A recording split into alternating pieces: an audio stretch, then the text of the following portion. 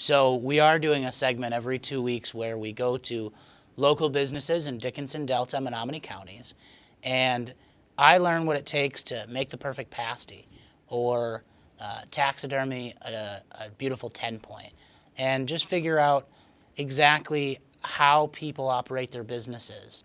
And more importantly, it gives me the opportunity to figure out what I can do or what I have to stop to make sure that these businesses can continue to operate and grow. Yeah, I've heard time and time again the biggest impediment to starting and maintaining a small business is government red tape and interfering. So when I go to small businesses and see the tricks of their trade, one of the biggest things I'm looking for is, what are we doing? What is the state of Michigan doing to make it hard for you to keep the doors open? And I've got to know those things so I can come back to Lansing and make sure that our small business owners, who are the lifeblood of the economy, can continue to operate, hire new employees. The types of small businesses that are in the Upper Peninsula are incredibly generous. They're not taking their profits and hiding them in a Scrooge McDuckian vault in their basement. They invested in the local community. They sponsor local sporting events and nonprofit organizations. So we need to make sure that the state is not hindering their growth. So Mark at Dauber's Pasty and I had a fantastic time. He was just teaching me how to make the perfect pasty. And there's two ways to do it, the old way and kind of a more quicker industrial way of doing it. Mark said it would be just a little bit too easy for me to do the new fandangled way of doing it. So we went back 50 years and did those things by hand, where I learned how to fold out the dough and put in the ingredients and make the perfect pasty fold before it goes into the oven.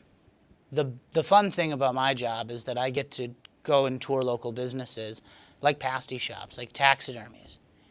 And when you go to Metro Detroit, those aren't the type of businesses that you necessarily see.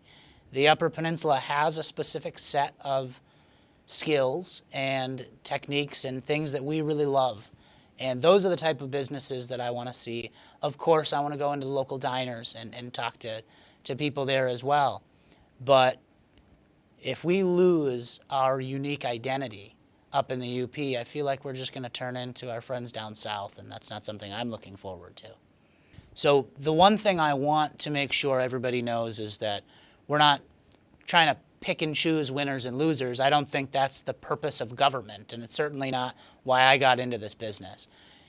We are taking everybody that wants to do a Beau's LaFavorite job right now.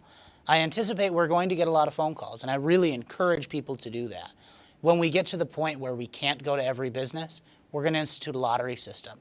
And we want to make sure that we make it to all 3 counties. And we want to make sure we go to big communities like Escanaba and Iron Mountain, and small communities like Stevenson.